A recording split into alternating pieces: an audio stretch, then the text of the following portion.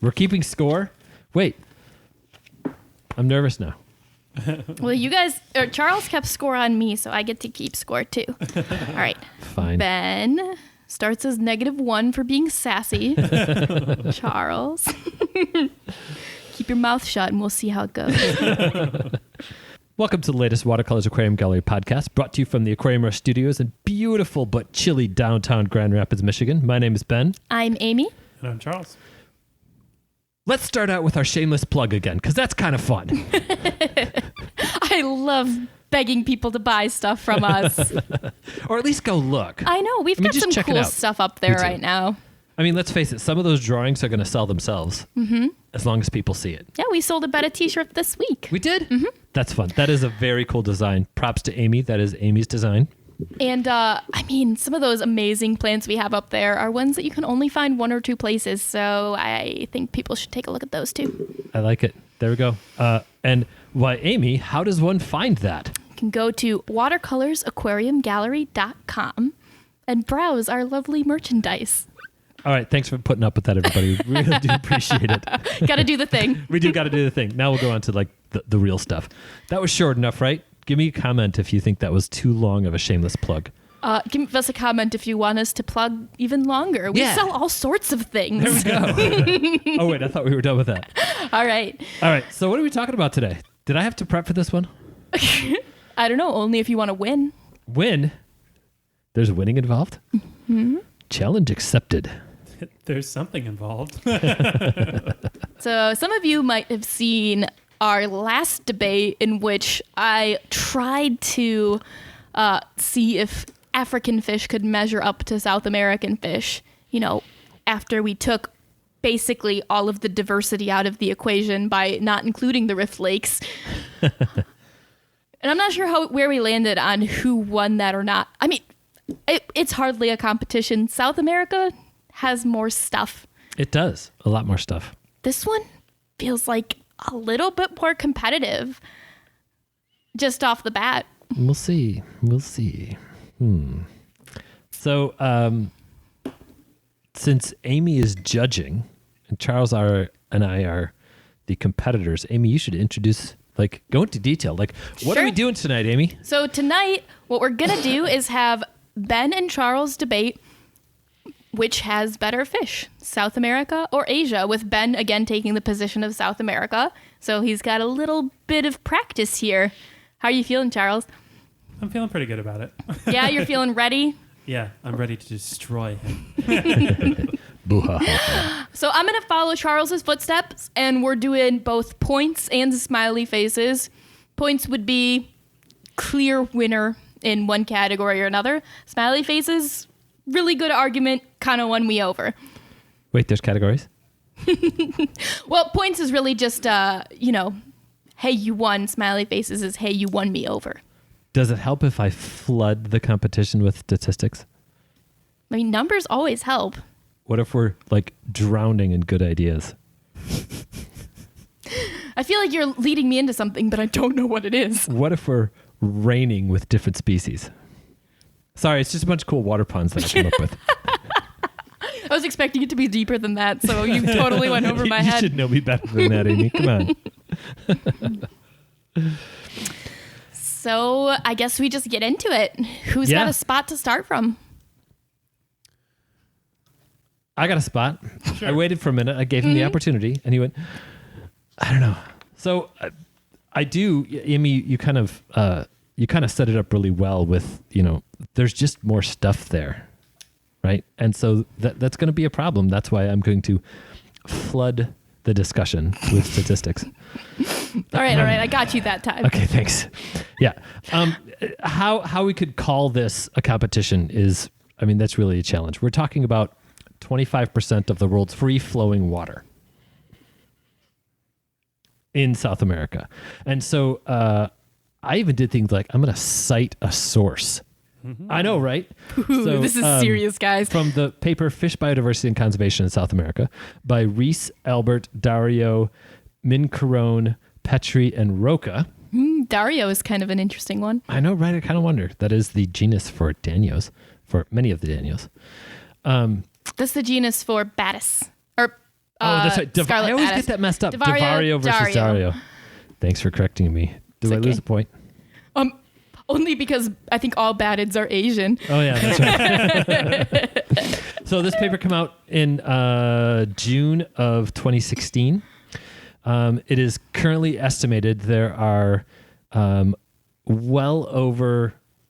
are 5,160 described fish from South America, with an estimate of 8,000 to 9,000 total different species of fish from South America. On average, 100 new species are described each year. A total of 739 genera, 69 families, and 20 different orders, with most of them in the clades Characiformis, Siluriformis, and Cichlidae. In other words, basically tetras, catfish, and cichlids. That's a lot of fish. Yeah, That's a lot to choose from. it's true. Do you have numbers on? And I guess we should probably say outright that we're specifically talking mostly Southeast Asia or South and Southeast Asia here. Yeah, correct? in my head, I went from India down through Thailand, and then I included Indonesia and parts of the Philippines. So I'm sure there's some Tropical Siberian Asia. fish that we're missing. Yeah, tropical Asia. Yeah. Right. I don't have numbers for like in this region there are this because Southeast Asia, as we had, I felt we had originally designed it, doesn't have really good statistics for it. You either can find good statistics for like Indonesia or Asia as a whole, and that's not really the number I was looking for. But if I go down to like the order level, I could find pretty good numbers. So for example, I did find that, and this would be for like global diversity, but Characiformes has around 2,000 species. And then Cypriniformes has about 4,000 species. Total worldwide. Yes, but Yeah. the vast majority of the characins are going to be in Asia or in South America or Africa, and the vast majority of cyprinids are going to be in Southeast Asia. And True. Africa. Many in Africa. Many in Africa, but the majority of them are in the Asian area. True. Well, how many genera of... I didn't have Cyprinids? genera. I had about 4,200 species of Cypriniformes, and then around 2,000 for Characiformes. Oh, I see. So you're comparing them directly, saying there are far more cyprinids than there are characins. Yeah. Or at least Characiformes, right? Characin would Yeah. be the higher I chose designation of that. Characiformes over the lower level with characins because Characiformes would also include like hatchet fishes and stuff like that. Yeah, but that's still a worldwide number. Yeah, Yeah. that's true. But the vast majority, what I'm saying is that you have 2,000 Characiformes and they're distributed throughout Africa and South America, and I have 4,000 distributed throughout Asia and Africa. Aren't there cruciforms in North America as well? I'm sure there are. Yeah. I'm not so sure that that's going to be... I'd be interested to know what the number is. I do know that when I tried to like find some, ammunition the other direction, and it was a challenge Yeah. because I'm like, okay, what if I go by country? Well, that doesn't work because they're going to give me the number for Thailand and then they're going to be the number for Cambodia, and there's just going to be too much overlap. Yeah. Yeah. Okay, so that's the general biodiversity. I think Charles's region is a little bit more like broken up. So it is a little harder to get data, I'm Yeah. sure. So one of the things that was actually really fascinating to me when I was doing research for this podcast is that when you're comparing like the Amazon versus, let's say, Africa, the Amazon is amazingly more connected, but it's also just enough disconnected in a way where speciation can happen very easily. But then if you compare it to somewhere like Southeast Asia, these tend to be distinct different habitats. So like, and I'm making a massive overgeneralization here, Sure. but generally, like, I already hate that I'm going to say this, but Generalization is the name of the game Yeah. in a debate like this. like Right. in South America, when you go to one stream, It's going to be very similar in structure to any other stream in the Amazon. It's just what's in it might be slightly different. Whereas if you go in Asia, you'll find like a stream, and then you'll walk over, and then there's like a rice paddy, and you'll keep going, and it's like a very different type of habitat, but it changes very quickly. It's kind of cool. I think one could argue that the change in habitat from the three specific water types in most of South America, at least in the Amazon and Orinoco drainages, that those habitats vary dramatically as well. It may not be going from a swamp to a river, although there'll be some of that, but you're going from a rapids to a slow spot to a more of an acidic runoff in very short steps. But there's a reason why in South America there is an accumulation of species in certain groups as opposed to being distributed among more taxa. And do you have the numbers to back up the number of different families or the number of different genera? I don't have the number of different families off the top of my head, but let's talk about the fact that like there's like 94 described species of Apistos, and there's probably like another 300 to go. And, right. But like that also means that Apistos are taking up niches that other things could be doing, or you know what I mean? Sure, but we're still talking about almost 70 different families of fish. So pick one. So pick one of the families. Sure, let's start with the easy one. Start with cichlids. Yeah, I don't need cichlids. Wait, what do you mean you don't need cichlids? Your Apistos downstairs and your interest in those, and your recent interest in the dwarf cichlids of Africa would maybe start to say otherwise. So an immediate discount of an entire family of fish is, well, It's not a discount. you can do that because maybe you just don't like them, but that doesn't necessarily mean they don't have their merit. So here's my argument against, and I'm going to specifically gear it towards dwarf cichlids. Sure.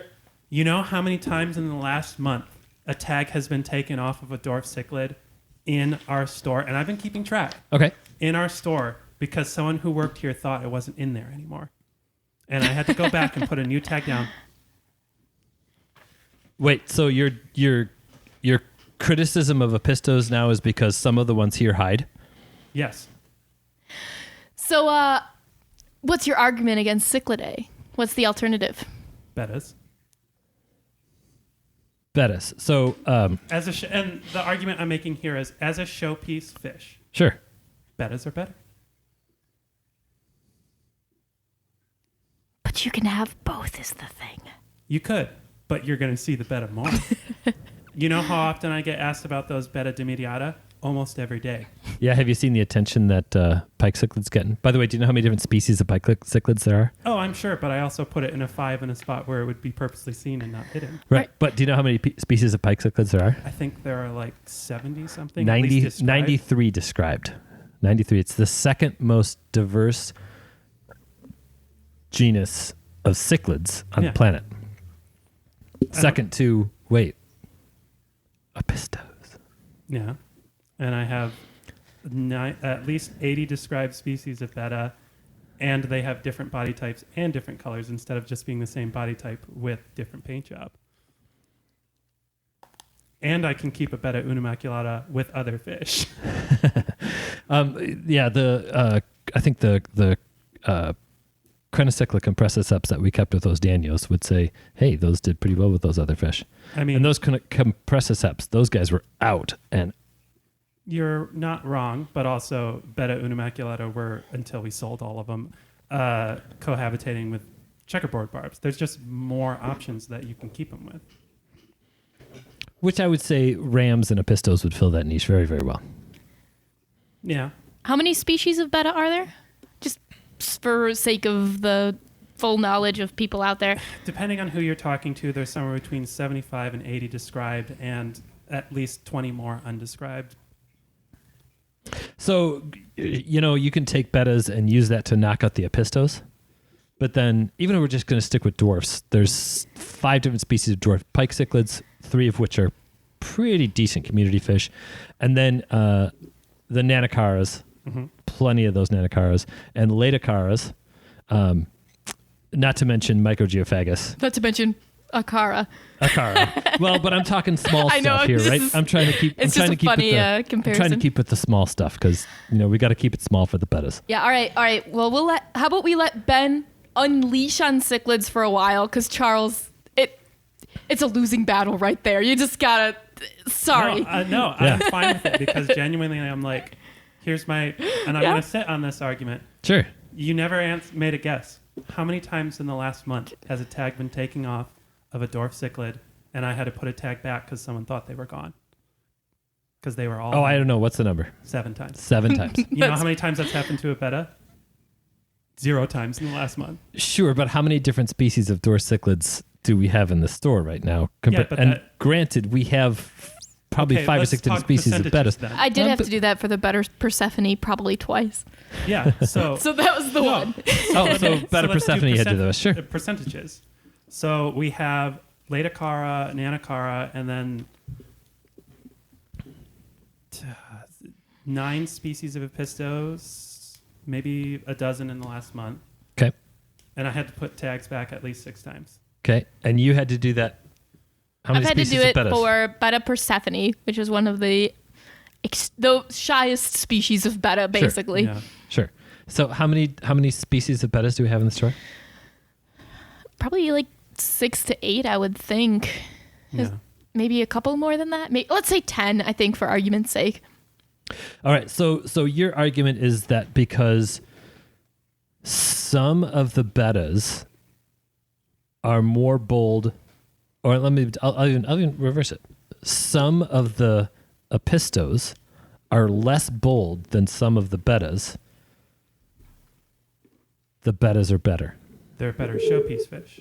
And the main role... So your argument is that some of the bettas are better showpiece fish than some of the Epistos, but those Epistos that are out in the open, those Nanocara anomaly that are out in the open, the rams out in the open, and no. So now if we're gonna go showpiece fish, I'm just gonna lay the gauntlet down and say showpiece. How about the king of showpiece fish? Maybe the emperor of showpiece fish. The fish that I would dare say I'm going to say a high percentage of hobbyists would call the epitome of showpiece fish. Mm-hmm. The discus. Yeah. You want to line a discus up against any one of the bettas? I mean, I've never kept a discus. Right. So as far as showpiece fish goes, and now you want to go something obscure, Altum angels. Okay, let's Showpiece. expand on that then. Get past the cichlids, get past the bettas. What do you have for flash? Flash? You already gave your flash, which the discus is a great one to start with. I want to know how Charles rebuts that on just for pure, like, admiration value. So are you specifically asking for, like, color or, like... What catches someone's eye as well as a discus? What catches someone's eye as well as discus? Just What- because you already lost because he has cichlids and you don't. Like, sorry. No, It was a valiant effort, though. No, I went into that specific argument knowing I wouldn't win. But Yeah. I wanted to go swinging. Sure. You had to try. Oh, yeah. If you've ever seen a tank with a school of mature mascara barbs, That is stunning. that is stunning. Any Yeah. of the Dickinsia barbs, actually. Sure. But Yeah. Have you ever seen a group of mature Altum angels? I have. Angels and discus don't do it for me. So you're this is me admitting to the audience. Sure. He's making a valid argument. It's not landing on me, but I know he's right.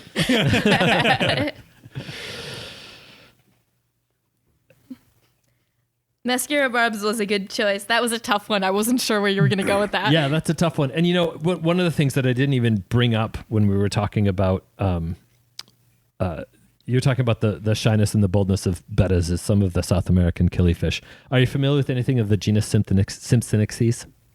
Simpsonixes. Isn't that the we had those like spotty guys for a while? Yeah. That was one of the boring ones. Some of the Cincinnixes magnifica and Cincinnixes santanae rival Nothos. And Amy's going to bring up some pictures. Bring up Simpson ichthyes. Yeah, I think we had Constantiae. We did. That's yes. the boring one. Oh, okay. Bring up santanae. That's a good one. I mean, it's a cool fish. Hold on. That's a pretty cool one. And I had to bring up an African killifish to compare it to because there's just nothing like it in Southeast Asia. So what kind of killies are there in Southeast Asia, Charles? There's pachypanchecs. There's also the rice fishes. And Rice fish are pretty cool. That's probably one of the ones worth talking about, I feel like. Yeah, rice fish and lampies. There's some good ones. There's schooling killifish, which is... And they have some different breeding behaviors too, don't they? Aren't those the ones that like carry their eggs on their tail or something like that? Somebody was talking to me about that recently. I believe the rice fish do that. Yeah, that's pretty sweet. And then probably the most well-known would be like the golden wonder killie, and that's like Aplochelys lineatus. Eplocylus lineatus. Thank you. For popularity, that's probably the most popular killifish in the world. That's only because big box stores carry them, and they're terrible. They're very, very challenging. They're mean. They eat little fish. Yeah. I mean, don't Nothos eat little fish too, though? Yeah, but to be sold as that group right. fish, To be it's sold silly. as a community fish. I Is, see what you're getting at. Yeah. I get Yeah. it. I mean, guys, killifish, I'm going to give myself a point here because you both lose. You don't have any. They're all in Africa. I beg to differ. Look up. So Rivulus xiphidius is one of the mop spawners from South America that.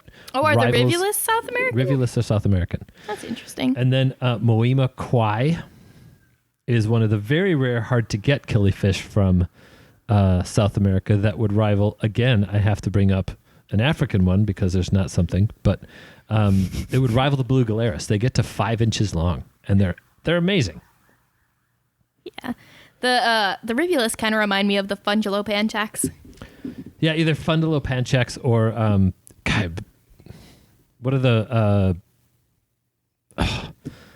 astrals? The astrals. What? Oh, Aphyosemion. Aphyosemians. Yeah. Yes. So Rivulus remind me a lot of Aphyosemians. Astrolabius would be kind of not quite as exciting versions of Nothos. Yeah. So they're the main seasonal, but the Simpsonixies are seasonal as well, or annual killifish. Cool. Yeah. So there's the showfish. Mm-hmm. There's the accent fish. There's the There's killies. the specialty fish. Charles? Yeah, what category should we go into next? First to call it. I wanted to talk about schooling fishes. I was hoping you would. This is the big question mark here It to is. me. It is. Because admittedly, some of my all-time favorite schooling fish are Southeast Asian. Yeah, I actually had written down in my notes. So, in the last podcast, you specifically talked about cardinal tetras. Right.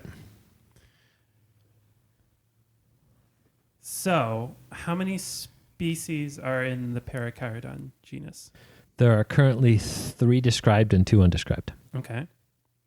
Do you know how many species of Sunadanio there are? I know of 5. I found 8. Wow. 8. Okay. That's cool. So, in your high-tech nature-style aquarium downstairs, what Yes. fish do you have down there? Oh, definitely Sundadanios, for Yeah. sure. And so for me, particularly, the schooling fishes felt very emblematic of how I felt about South America versus Southeast Asia in general, in which all 3 of the described species of Parachaerodon are kind of just like variations or riffs on the same paint job. Mm-hmm. But like the Sunadanios, they're pretty distinct from each other, and they're all very gorgeous, very like standout-ish fish. All 8 of them aren't. Yeah. 3 of them are brown. 5 of them are great, Mm-hmm. undoubtedly. But 3 of them are brown. The other two parachirodons that are undescribed are like boring versions of Similis, which, granted, that's a little bit more boring. But the sheer number of different tetras that you're going to find in South America as schooling fish, and some of them that have been staples in the hobby for decades and are underrated, they're going to give those Sundadanios a run for the money.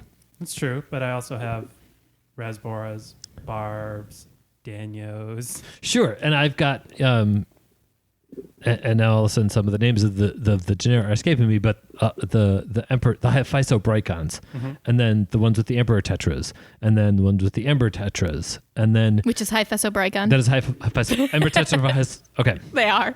yeah, They're yes. just a tiny one. Okay. And the amount of different tetras that fit into those categories. If you want a specialist, the Tucano tetras are amazing little tetras named after a toucan. And I mean, toucans are amazing, and that's why the fish is aptly named after something like that. But you can just start rattling off some of the staples in the hobby with colors that they're underrated, especially when you get them established, like the head and tail light tetra, and I already mentioned emperor tetras. Yeah, let's take it a little farther then, and maybe Ben, schooling staples go, and then we'll go to Charles.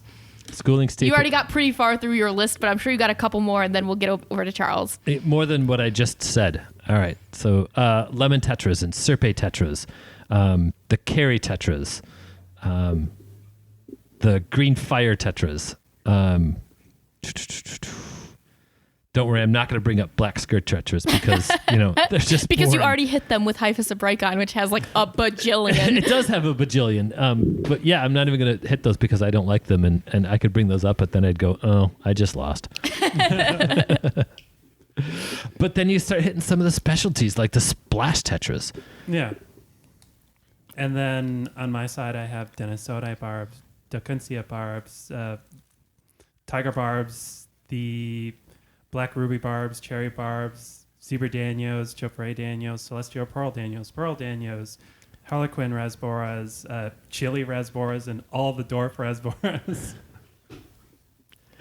Yeah, those just keep on going. Yeah, nanofish is a fun category too if we're talking about chili rasboras. Yeah. The nanofish chili rasboras, can't beat it.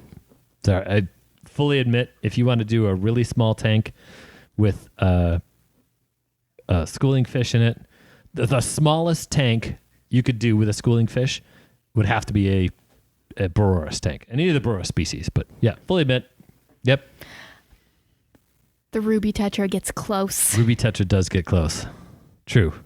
but it's So not does the Tucano. same. The It's not Tucano the gets same. close as well, but they're not as easy and they're not as available. Like they're probably half the weight if the weight is like a quarter gram. Yeah, for sure. Yeah. But when you're going to start getting into some of those, I can't not mention pencilfish, and I don't know that there's a species of pencil to me that isn't an amazing fish. From Rubra caudatus and Mortenthaleri, where those are the big showy ones, and then the equis that are the unattainable high end ones, and then the espies and the ones with the Harrisoni and multilineatus, the three striped. There's a pencilfish for everybody. You can get one that's cheap. You can get one that's expensive. You can get one that's rare. You can get one that's colorful. That's true for danios too, though. Agreed. And I'm not saying that I just fine. I beat you with pencilfish, but I am saying I challenge you with pencilfish. Yeah. So I would counter with. I'm just sticking to the danios counter. Sure. Like, you can go anywhere from zebra danio up to lake inlay danio, celestial pearl danio, fire ring danio to winnies, and everything in between. Mm-hmm. Have you seen Disticotus before? I have. Disticotus are some of the amazing fish that we don't carry a lot around here because they tend to be a little less plant friendly. but a showy, big, I want to have a really cool fish. Discocotus are one of those, kind of underrated. Hard Yeah, to but get. would you rather have those or would you rather have Upsarius? Whose team are you on? Upsarius any day. But a big, huge school of emperor tetras, that is gorgeous. I would counter with Rombo barbs. Personally, I would take emperor tetras over Rombo barbs. Again, you're a barb guy. I like most just of the like tetras that better. green. A lot of the barbs most Dickensias are definitely an exception, but almost any of black rubies are an exception as well, but almost any of them that have that classic barb look versus that classic tetra look, I'll take the classic tetra look personally. Yeah, I just like that green highlight that the Rombos have. It's just, if you have like a school of like a dozen of them from across the room, like that's something you see. Sure, yeah. The glowing blue eye of an emperor tetra is hard to miss from a distance as well. You're not wrong. Yeah. It's been a long time since, and this is not like, this is me like lamenting that there aren't more local breeders, but it's been a long time since I've seen a good male emperor tetra, and I miss them. Oh, I know. I know this is totally off topic because it's an African fish, but somebody came in recently with her pictures of mature 5-year-old Congo tetras. Ooh, there's not much that beats that. That was incredible. They were absolutely incredible fish. That's a fish with a glow up, And that's- they look yeah. so unimpressive in any store. Right, right. Kind of like a lot of the Sundanios, except for our store, of course. Yeah. And, you know, if we're going to talk about those grouping and schooling fish, I get to bring up live bearers. You get to bring up a couple. But the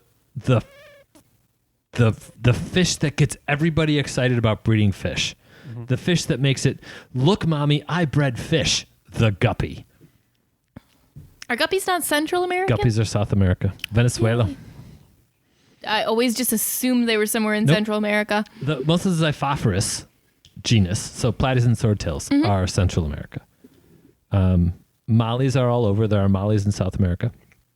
Godiids are all Central America. But most of Pasilidae is not Pasilidae. Most of the Pasiliids, so Right. genera level, are going to be South America. One of my absolute all-time favorite fish found in Colombia, the Neoheterandria elegans.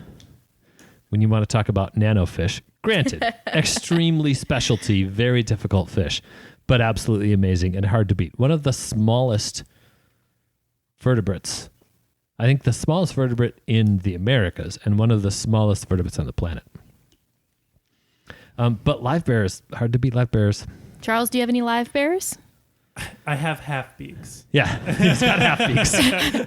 Half beaks are a really fun one, but they're just half beaks. I have freshwater pipefish to counter half beaks. Yeah. Yeah, fair. See, this one, so genuinely, when I was going through this entire thing, I was literally looking at categories that have went over in the last one, and I looked Yeah. at live bears and I said, not a chance you're winning that. Yeah, because I didn't even bring up anableps. I had to look that one up because I did actually see anableps when I was in Belize, but Belize is Central America. They are also found in Brazil. One of the other really cool genera. I always forget they're live bears. Yeah. One of the other really cool genera of live bearers is the Genensias. And those are almost like a leopard spotted. Fascinating thing about Genensias, there are those that swing left and those that swing right. When I'm talking about swinging left and right, I'm going to say this as carefully as I possibly can.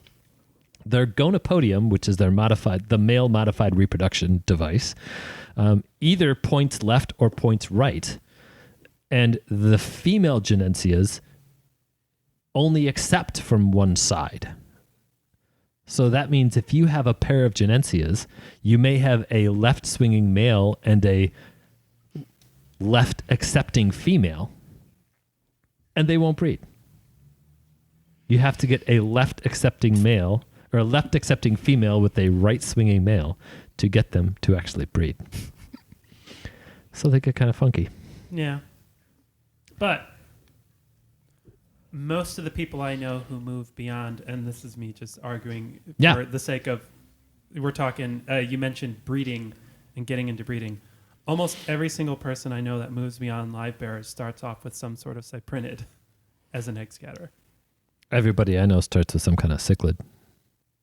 Those aren't egg scatterers, though. Oh, do you want to? What you said goes from a live bearer to something else. Oh, I see what you're Right. saying. See, They go to cichlids. But if you want egg scatterers, sure, diamond tetras are one of the first egg scatterers I ever bred yeah. because See, they're so easy. I feel like egg scatterers, you could go one way or the other, just depending on what you like. Right. But what I'm really interested in is with parental care. You've got the cichlids. We already talked about bettas, but in terms of how easy they are to breed, maybe we should talk about fish that do show some parental care. Splash tetras. That's a pretty good way to go about it. Sorry, I'm consulting my list real quick. So, Like fun breeding projects is what I'm getting at versus like egg scatterers, try 20 of them, do it the same way every time almost, yeah. but with kind of unique breeding projects. What do you guys got? I'd have to go back to two different methods of breeding killifish. Mm-hmm.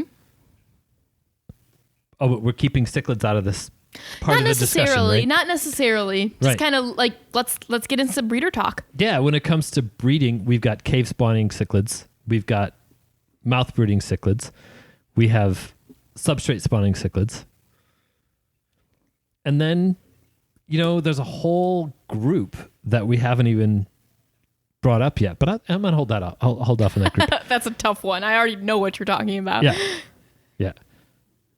Yeah. So breeding projects, we can cover all of the bases in South America in multiple different ways, from easy All egg of the scatters. bases? You want to say that? As far as breeding strategies, Yeah. no, there's only one I can think of. Because I That- think of a big one. I can think of one. Bubble nesters are the only breeding strategy that I don't know that there are bubble nesters in South America, but that's because the water's flowing. True. I hate that. There are species of catfish that build bubble nests in South America. Are there? Yeah, I can't remember them Thanks, off the top Charles. of my head, but there are bubble nesters in South America. One of the things I I've never appreciate heard you, of it. Charles, is you always play fair. All right. What? How can you match up those breeding strategies, Charles? Well, so of course there's the anabantoids for bubble nesting. There are mouth brooding betta species. There are some really weird strategies with some of the barbs. Drape fin barbs. They'll actually lay eggs underneath leaves, and you can actually, like, I've talked to people in GVAC where instead of pulling the adults, they would literally just pick that leaf that they had laid eggs on, Nice. and that's what they would. And that just sounds like really cool. We already talked about there isn't a great diversity of live bearers in Southeast Asia, and I Right. am willingly conceding that one. What parental care, or I'm trying to remember. You went through like 5 of them really fast. Oh, cave spawning, Cave spawning. substrate spawning, mouth brooding, live bearing, bubble nesting. What other breeding strategies are there? That's pretty much everything. Yeah, the anabantoids do basically all of those. That's true. There's actually some pretty common aquarium fish that engage in dispersal planktonic life stages. And the Amazon River system is big enough that you can have planktonic life stages. Who has a planktonic life stage? South American puffers. Oh, that's why they're a little bit of everywhere. That's why they're everywhere. I did not know that. Yep. That's pretty cool. That is All right, you get a cool. smiley face for that one. All But I have more puffers that are in the hobby. right, talk puffers. There's the Sumatran red eyes, That's a good one.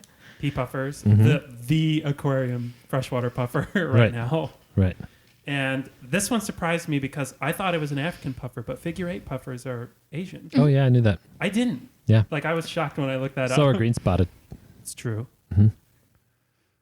But I just, if we're talking puffers, you got anything from like pea puffer to on up from there. You know what I mean? There's just more Yeah. to choose from. Yeah, I just have the only ones you can put in a community tank. You know what? And that's pretty much it for puffers. No, there's a lot of the other big solo puffers are found in that area. Like which one? The Sojastay or whatever. No, not Sojastay. The what's that really expensive one that we never get in? Some people The think, shoot to deny? Yeah, isn't that South That's American? African. It is African. Okay. So is You know- Fahakan. I thought that was South American until I looked it up Fahaka for is this. So is yeah, Mbu. Mbu. And pretty much every POW species, although there are a couple of Asian ones. So I've got South American is what you're telling me. Pretty much. Okay. Well, I mean, you there know, are a couple At least more, South but American that puffers is are like really, the really one. cool. Yeah. And it's a pretty good one. They're just really Yeah. successful, and that kind of explains why their breeding Right. strategy. They just do really well there. Yeah. Yeah. There's a whole other category of fish that we really haven't talked about because it's not a common category we address here at Watercolors. And see, I'm still holding out on one other category that I have, and that's the thing with He's South trying to America. slam you. It's so big. There's such a diverse system that there's just so much to talk about with it. But badass fish, an actual badass fish, and also those fish that people think are badass but really aren't badass. You know, like the group of piranhas. Have you heard of a wimple piranha? Are But you familiar with already that fish? talked about tetras. Yeah. Have you heard of a fish called a wimple piranha? Cataprine mento.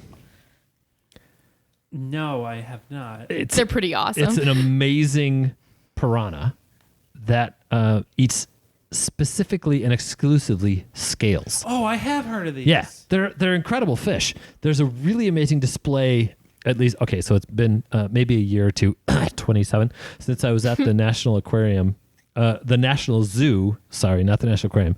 This was the exhibit at the National Zoo in Washington D.C., the Amazonia exhibit, and I genuinely don't know if it's still there because it's been so long. But they had a group of flagtail Procholotus, which are similar to a tinfoil barb, kind of like a South American version of a tinfoil barb, only prettier because, you know, they're from South America. And Cheap shots every step of the way. That's this entire podcast now. there's maybe 100 flagtail Procholotus in there, and they're in the 9 to 12 inch range. But then there were 3 or 4 wimple piranhas that were about 5 inches long in with that population. And every once in a while, you saw one of those wimple piranhas just buzz over to one of those Procholotus and bloop, lip off one of the scales. They look pretty cool too. It was This is a what they look like. balanced group. Amazing little fish. I kept them one time. It was a little too mean to the goldfish. I did successfully get them out to mysis shrimp, but at first when they only wanted to eat scales and I had to try them on goldfish, that was rough. And I like the name too. They do have a really nice, like draping dorsal fin. Kind of Yeah. looks like a wimple. And they're so thin. So when you see them head on, a 5-inch wimple piranha is not a half-inch thick. Oh, wow. Super cool fish. So you could have a whole school of them coming at you and not even realize. Yes. That's pretty sweet. Yep. All right, what other badass fish? Piranhas are a good place to start, although they're piranhas. They're not nearly as badass as they sound. What Right. else? Well, I would counter with spiny eels. Spiny eels would be a good combination. Mm-hmm. There's a lot of really cool gobies, and I'm just listing off oddballs on Yeah. that. Yeah. Like Stiphodons, and the one I'm genuine. I had never heard of these up until this, but crocodile toothpick fish. Yeah, they're really cool. Yeah. I was like, what is that? Yeah. Yeah. Yeah. Saber-tooth tetras. Mm-hmm. Yeah. Badass fish.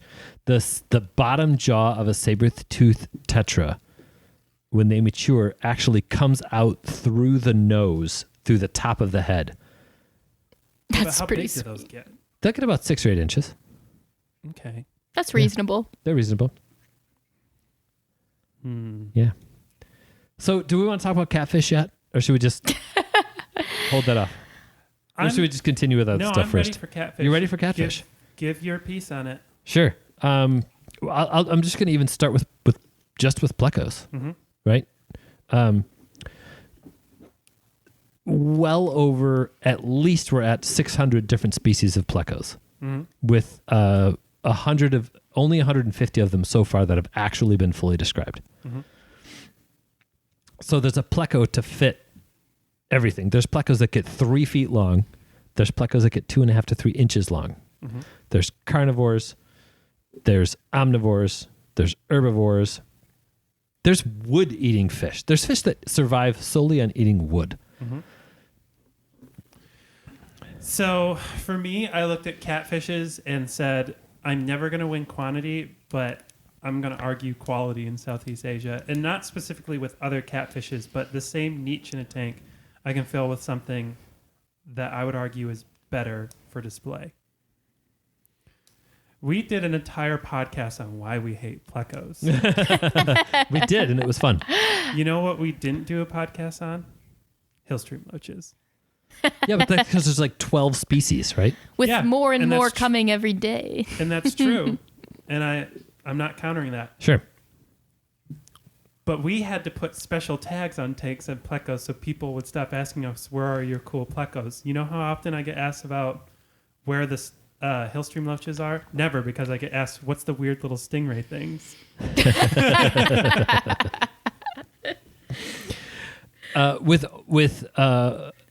With over 600 species, the ottos are almost always out and visible. And it's pretty easy to find 5 or 6 other species. But then we just quickly and easily shift the discussion from plecos to cory cats. And You mean all the fish that have basically slightly different paint jobs where our customers can't tell them apart?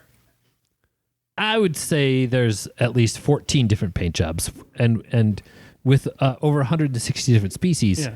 Yeah. And if you want to talk about can't tell them apart, and you're going to bring up the Hillstream loaches, No, I'm going to bring up the Hillstream loaches specifically because like the gastromyzons would be my counter to ottos, and then my counter to cory cats would be loaches. I have never had someone mistake a rosy loach for a coolie loach, but I have had a lot of people mistake Adelphi cories for panda cories. yeah, but striata and even striata and yo-yos and Sid the monkeys, people get all of those mixed up all the time.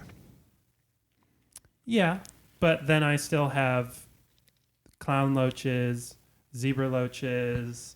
Let me consult with my list here. Oh, wrong list. Sorry. Dwarf chain to me is the big one that's like Corydoras Yeah, comparable. those are a cool one. Yep. Oh. And I've also got the last pygmy loaches have been really popular right now Yeah. because a lot of people have been doing breeding projects with them. I would put Corydoras sabrosa and Corydoras pygmaeus up along next to those Although neither of those are particularly easy fish to breed. in bigger groups. Yeah? Yeah. You can get them going? But I mean, I think that we've not put the work into them, but I would It's put true. pygmy cories and those rosy loaches multi-stripe in a and rosy similar loaches. category as they're just called to breed. And then we can put the violettas, the similis, Corydoras similis into that group as well. Where if you get them in a group, they're out in the open. They're easy to tell apart. Bronze cories and orange laser cories, nobody's going to mix up. Sure, the Adelphi group with the panda group, yeah, there's some of those that are going to be in there. But then Sturbays are going to have just that totally different group. And then what are those? The Brocas. Start to bring out some of the Brocas cats to get that bigger, more fun personality I and a little bit consistently bigger have fish. customers that mix up Brocas and bronze cory cats, though. Not when the Brocas are adults. Yeah, but that's almost never when we get them in. Yeah, I wouldn't say that that's a valid argument. The last ones we had were like 2.5 to 3 Yeah, inches. But I would Baby say, fish are hard to tell apart. Remember Yeah. when we thought we had piranhas when actually they were rainbow fish? I stand by that. That was just wishful thinking. I know, Yeah, right? I stand by that counter just because that's what our customers see. I have never had that experience. Maybe we need to keep Brocas more often. Yeah, I think so too. I've had at least twice where someone showed me a picture of their bronze cory cat, and I said, that's a Brocas.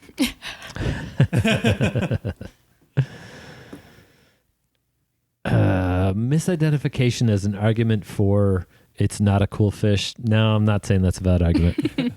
I'm saying it's a valid argument because I'm saying your argument is diversity, and I'm saying that diversity doesn't matter if you can't tell the difference.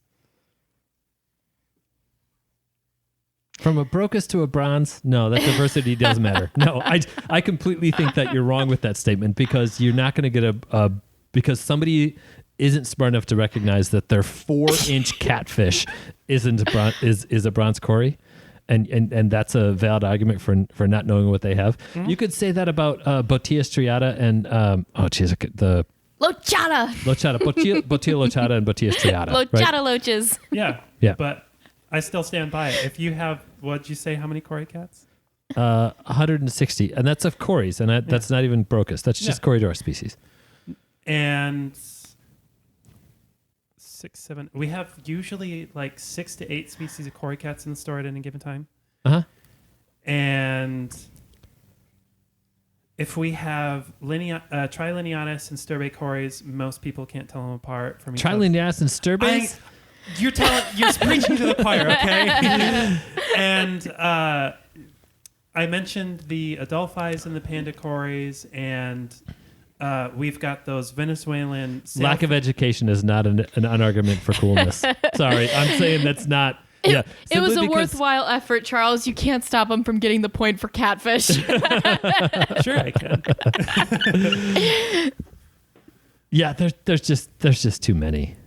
Yeah, I'm still standing by it. I've had a couple people mistake a couple species of loaches for each other, but the vast majority of the time, like a rosy loach isn't getting mistaken for a Laos pygmy loach. And okay, so Corydoras pygmaeus is not going to get confused for Corydoras panda. Yeah. But it will get mistaken for a small tetra. But we could... that's because of Batesian mimicry. But we could go on and on about that, and eventually you're going to run out of loaches. And I'm not going to run out of Corys. Yeah, but they're like... You said 14 paint jobs? Yeah, I don't care. And then I could go into Brocus. So yeah, lack of education is not an argument for coolness. Well, and you didn't even manage to mention Aspidoras either. Oh, right. All right, guys. We belabored this one. I got to pee, so start thinking about your next next argument. All right. So, Corydoras are so similar to each other. You know what the most popular one is? The albino one. Only because albinos are available and because people think that they're funky. Yeah, I stand by it. However, you want to put them in the hands of the breeders and somebody looking for BAP points. The Corydoras versus loaches. It's a hands down. I'm going to breed as many Corydoras as I can. I'm going to breed as many loaches as I can. Corydoras just won by 160 versus 12. And I think there's 20 species of coolie loaches alone. Yes, but nobody can breed them. Yeah, they can. No. Yeah. There are some rare accounts of breeding coolie loaches in captivity, but it is not an easy thing to do. It is every once in a while somebody pulls it off. Everybody and their brother can breed panda or can breed Corys. I've seen some really good documentation on multiple different species of coolie loaches. I've seen accidental breeding in coolie loaches before. Yes, accidental is a lot more common because nobody's really, it's not as well known really how it's done. Ted Judy and Mike Howeg have both written articles on breeding coolie loaches. Yes, you just talked about two of the top breeders in the United States. Yeah, because they've both written like 300 articles on breeding fish. Of course, they're going to have written stuff about those. Correct. So the average breeder, it's going to be very, very difficult to pull off. Yeah. If you look at the numbers at GVAC, at the number of loaches that have been bred in the local aquarium club versus the number of Corys that have been bred, and then take that with the Hillstream loaches, right?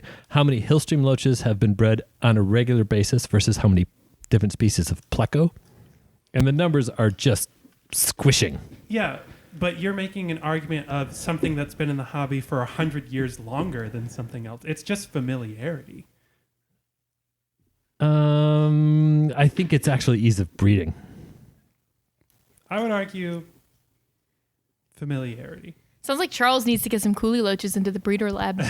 Yeah, and you pick 5 species of pick the 5 easiest loaches to breed, and pick the 5 easiest cories to breed, and whoever's breeding the cories, they'll be done 6 months before the loach guy.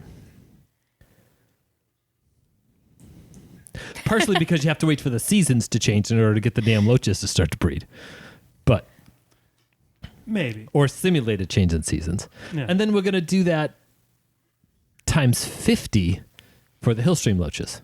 Right, the 5 species of Hillstream loaches that are available, or 8 species of Hillstream loaches that are available.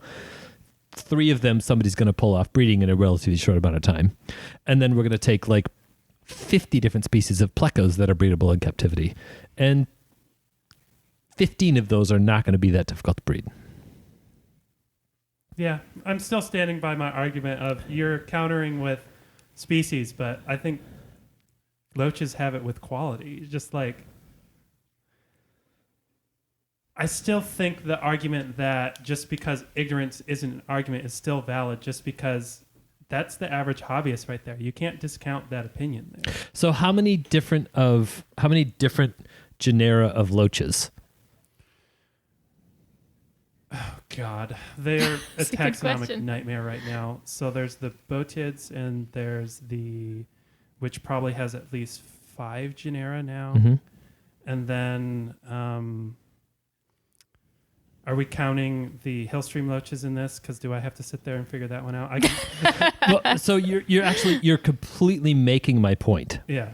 because with the loaches, not including the Hillstream loaches, you're trying to use the diversity of loaches as an argument against the diversity of cories. Yeah, and they all look the same. Right. But the diversity in loaches actually means something. But I'm different. talking about one genus, Yeah.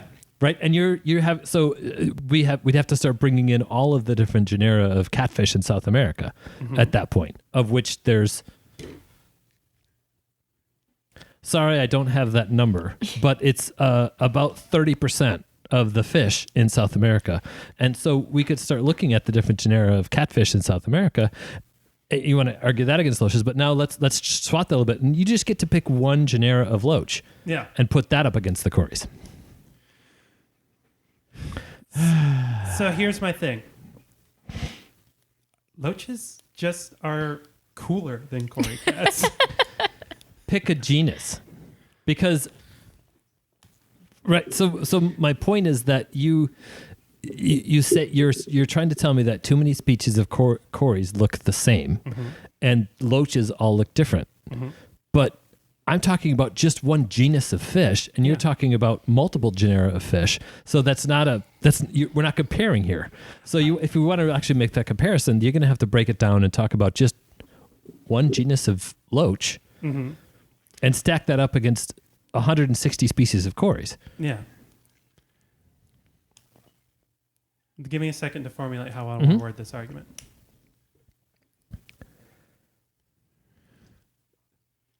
Of course, there are more genera in Southeast Asia. There is a bigger diversity in habitat types that would create those types of different things. So yes, I can't make a straight comparison between Corydoras and any single genera of loach. But let's talk about the differences between... You and I approach the hobby very much as not average hobbyists. I think we've been a little oversaturated in some respects. Of course. So when you and I look at cory cats, we see very distinct different things. Sure. The average hobbyist doesn't. Okay. Keep going with that. Yeah. So let's say we're looking at 20 species of coolie loaches versus 160 species of cory cats. Sure.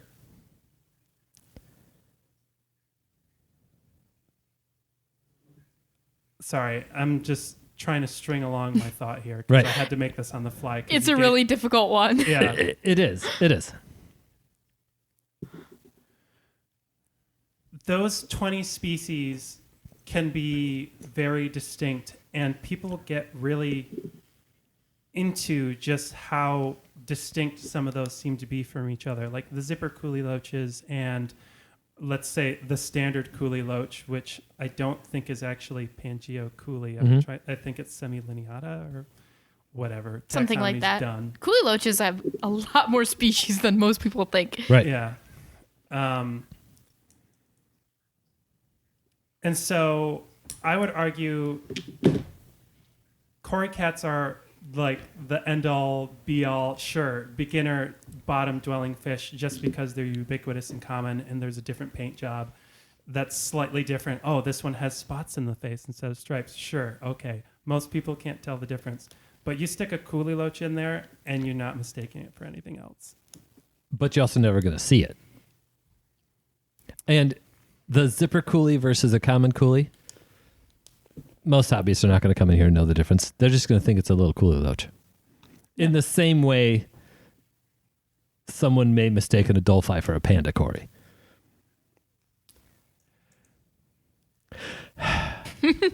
There's a reason that this is the part of this that we've spent the most time on. Right. For one, it definitely speaks to how well loricarids are described versus cyprinids. Cyprinids is a really difficult group of they're fish such a mess. for True. scientists. True. But Yeah. also because this is like kind of the nitty gritty of this whole thing. It's diversity in one group versus diversity in, let's say, habitat. You did just make a really good point that I forgot when we were at the beginning of this discussion. We were talking about characins versus cyprinids. Yeah, And and we're loaches- still talking about loricarids Right, and versus cyprinids. Loaches are cyprinids. So when your stats with all of the different cyprinids out there, you're including loaches. And we seem to be making some comparisons with... So then the loaches, we should really be talking about that. Because we chose the category cyprinids, we should be talking about those with tetras. And the number of species in the comparisons that way. I still If think you're sticking with that stat Yeah. at the beginning as, look, you're arguing cyprinids, or you're arguing characins, and I'm arguing cyprinids. Look at how many cyprinids there are versus or characins versus cyprinids. you graciously gave me like 100 species of loaches, and I still beat you by 2,100 species of cyprinids. But you're still worldwide. But the vast And- majority of them are in Southeast Asia. Yeah, but without a number, what exactly is that number, and where do we start drawing those lines? I also gave you the global number for Characiformes too, though. Yeah, but I gave you the South American number for chariciforms. Did you give it for Characiformes, which I think is a lower designation than characin, right? Higher. Characins is lower than Okay. is lower than That's what I was Characiformes. getting confused about. Yeah. I think it's a lot of the same issue that we came across on the African episode where So here's going to be my counterpoint to this. Sure. You're arguing diversity in a better described region in the world. In 100 years, do you think that Southeast Asia hasn't going to caught up in species diversity? Yes, because it's 25% of the world's free-flowing water in South America. Yeah. So simply by the sheer volume, the sheer mass of habitats that we're talking about. I'd actually counter against that because most of it is floodplains, meaning that there's a lot of genetic shuffling happening there, meaning it's going to be more homogeneous.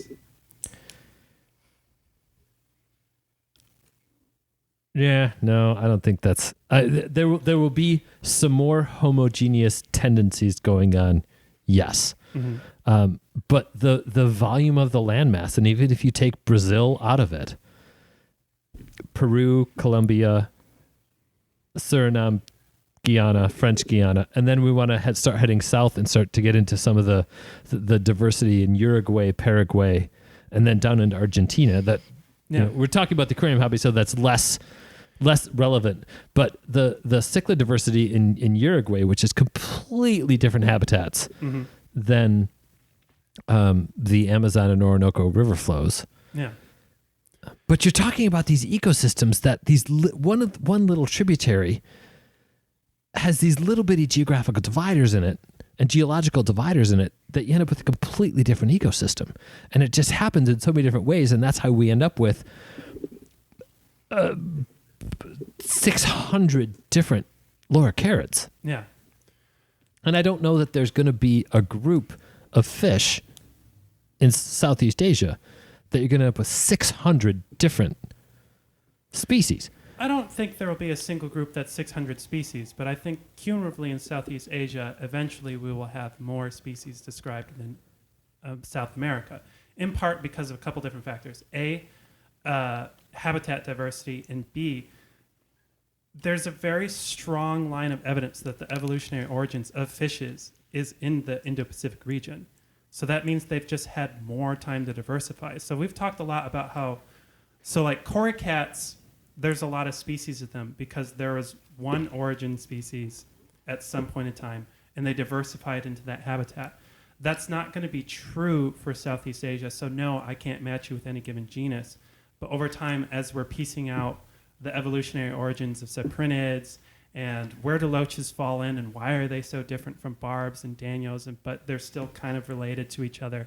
I think over time, as we finally understand the genetic diversity there and how that sits in each other instead of being all uncertain as everything is listed now, Southeast Asia will eventually just overhaul species numerically, but not on the genus level. It'll be at the family level or order level.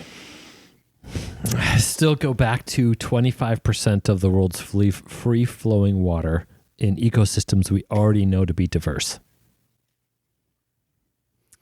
Free-flowing water, yes.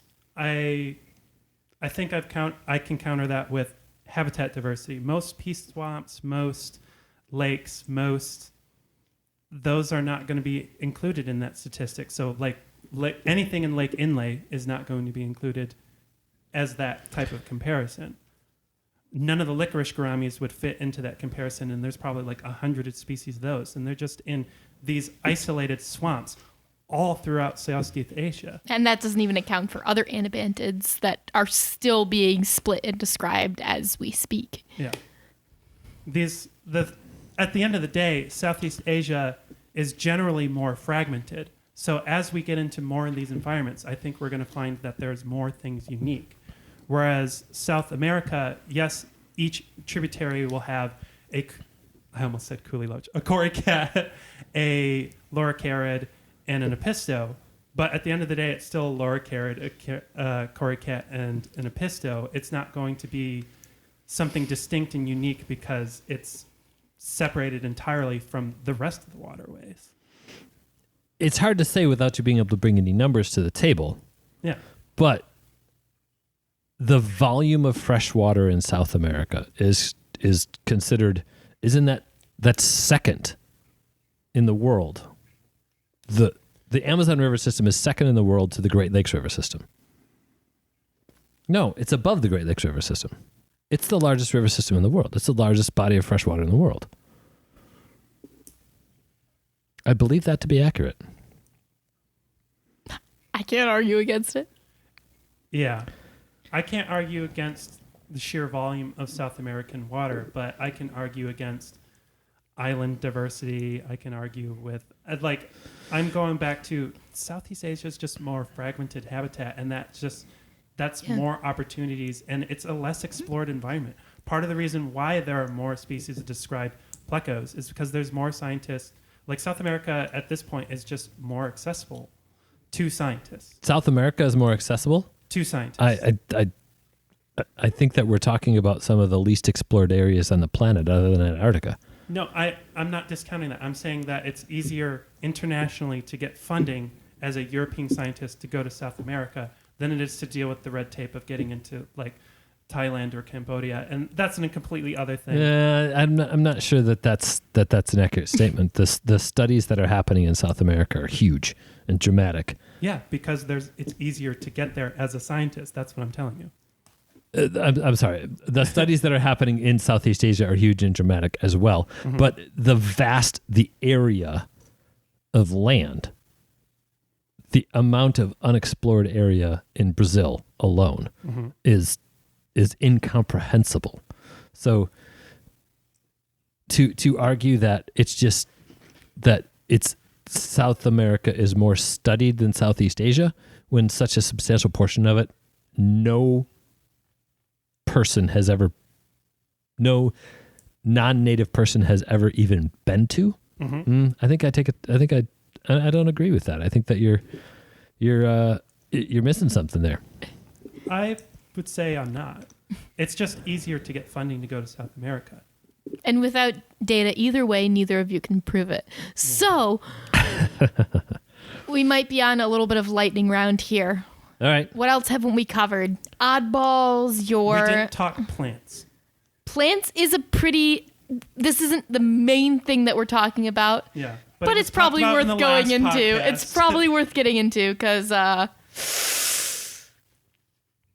Did we talk about plants in the last podcast? We did. That's the only reason I put we it did on mine. only because most of your favorite plants are from Africa, so I decided to take a cheap shot. Charles, would you like to take a cheap shot here? Yeah. I have Crypts, Buces, Barclaya, Eriocolum, Hygrophila, Lagonandra, Limnophilia, Microsorum, the Java ferns, Pogostemon, Ricardia, and Rotella. Yeah, but did you know there's a mouth-breathing severum? There are swords too, okay? Yeah. There's a few that we can mention, but no, the plants in Southeast Asia blow the plants of South America out of the water because it's of the type of ecosystem that it is. No question. So Indubitably. But did you know that there's a mouth-breathing severum? I did not. Actually. I didn't either until today. But just I learned wasn't about it. aware of any breeding strategies for severums, so anything would have Did been you know news there's a to me. mouth-breathing episto? Epistogram I of did not know Barlowi? that. Barlowi? Barlowi. Not all the time. Sometimes it mouth broods, sometimes it doesn't. That's like some of the interesting. bettas. I did not know there were any mouth brooding epistos. I didn't know that one either. That's cool. You know, so I'm gonna reiterate the fact that we've got 25% of the free flowing water. Mm-hmm. We have 739 genera, 69 families, 20 different orders, 100 new species described every year.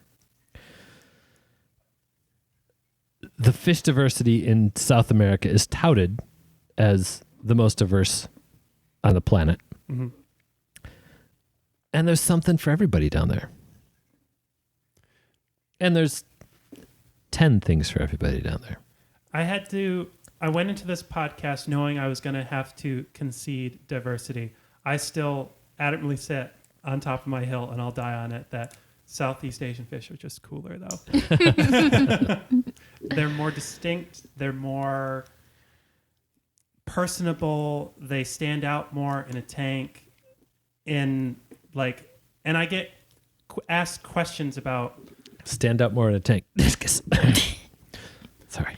All right, guys. That's a cough. Well, we'll get to closing statements, and then we will get to the points, because I think I'm about ready on those. Are you? All right. So, Charles, if you want to finish out your point on Southeast Asia, and then if Ben chooses not to interrupt rudely anymore, then he can have his closing statements. He's moving away from the mic, so that's a good sign.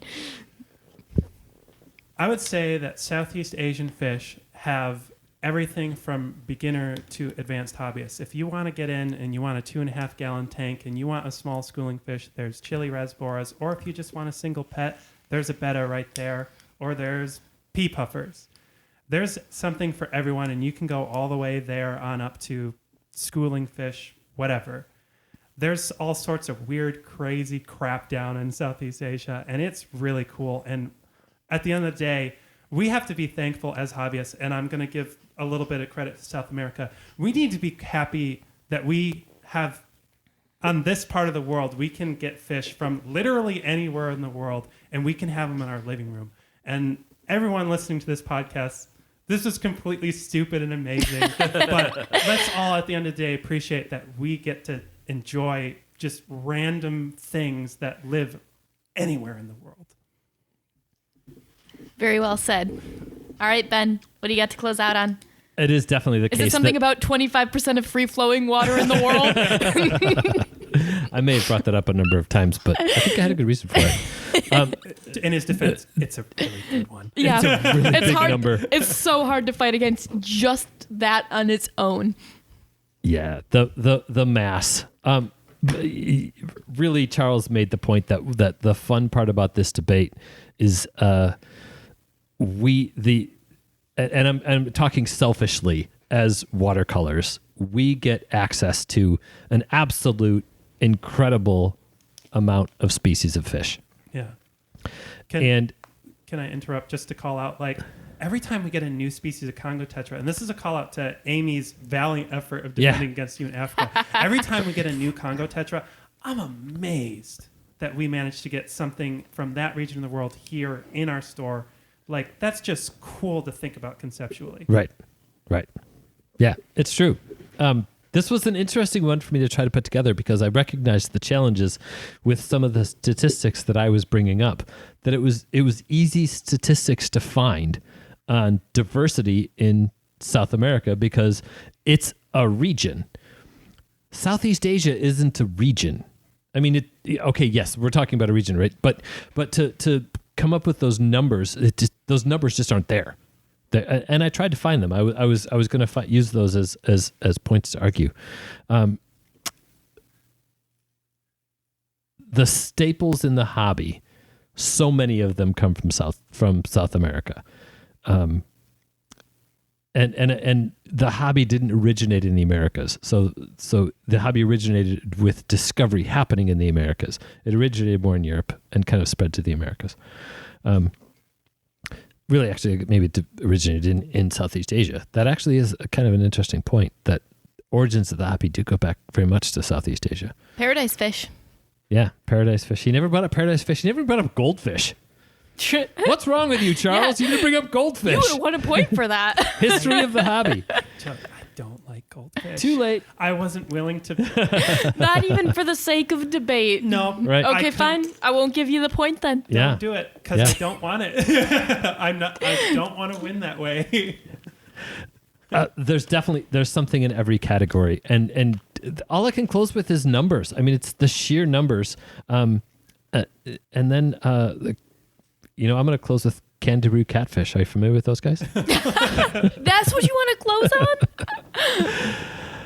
The diversity of catfish in South America outside of cories and plecos is outstanding. It's a third of the species in South America.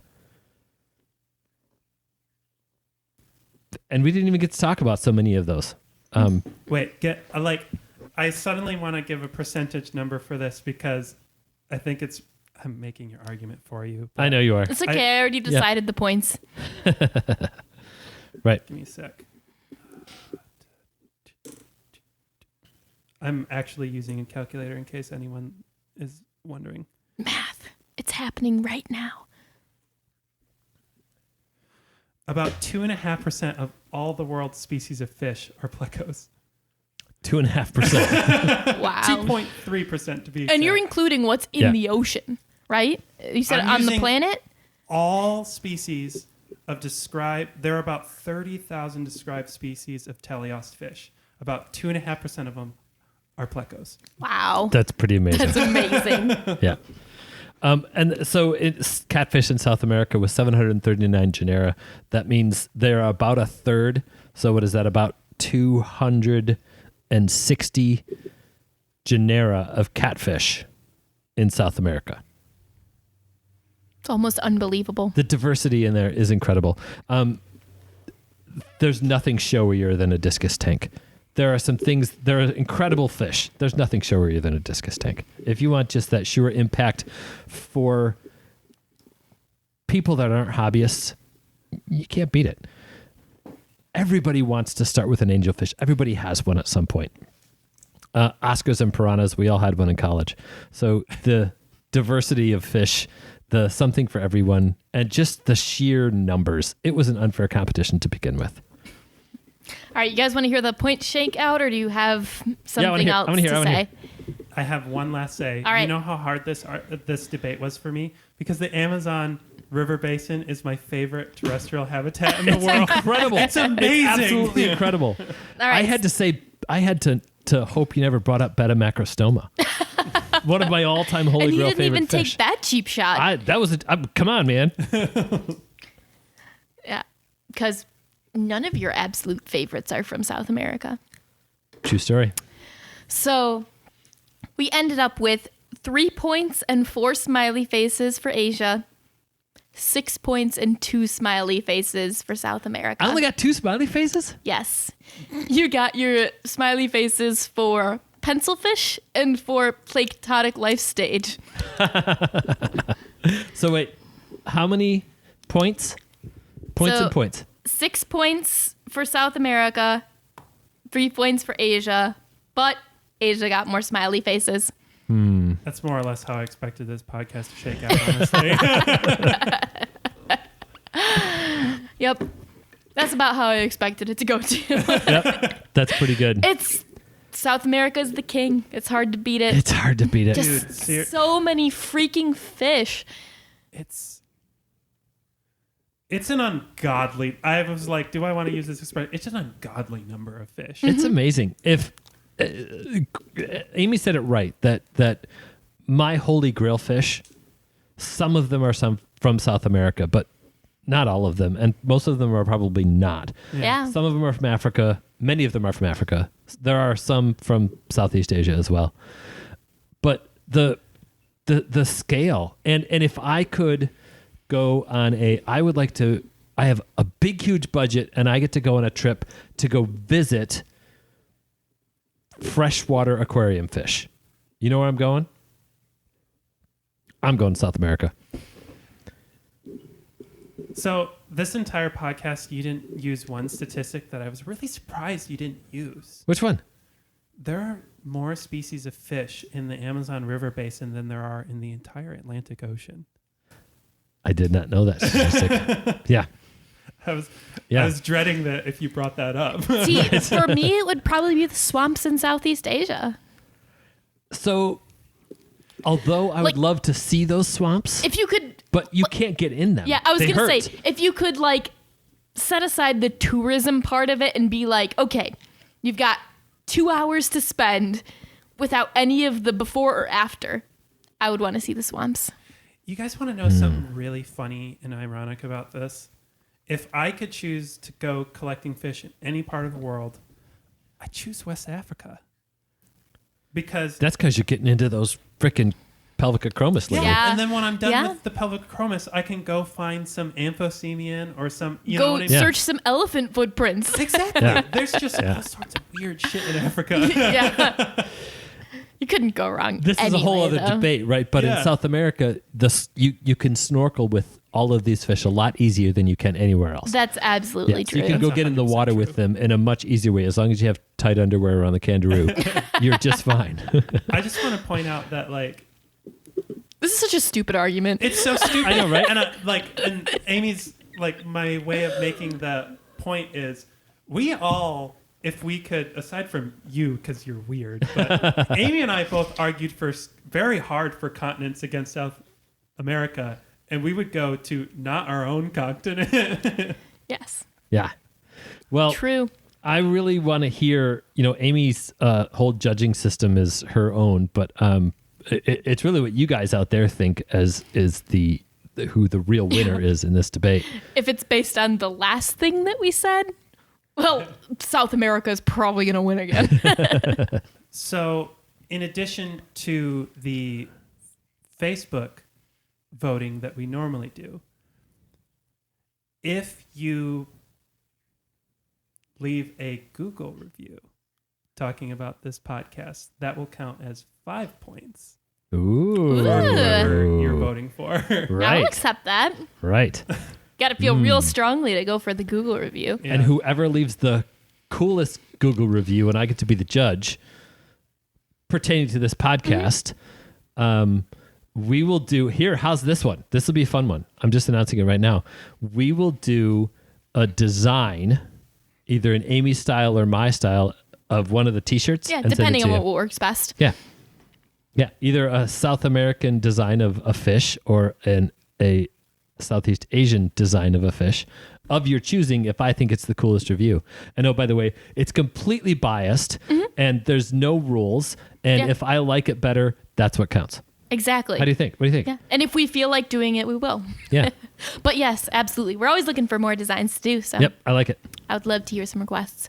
But yeah, if you have questions, concerns, or maybe arguments, you can send them to podcast@watercolorsaquariumgallery.com, post them on Facebook, send a message, write a review. Absolutely. We love to see that. But we're on Facebook, Instagram, TikTok, and you can shop at watercolorsaquariumgallery.com. Thank you so much for putting up with our crazy antics, and thank you so much for listening. Hopefully you guys had lots of fun, because I think we did too. I had fun. I love judging people. We know. Let's keep those hands wet.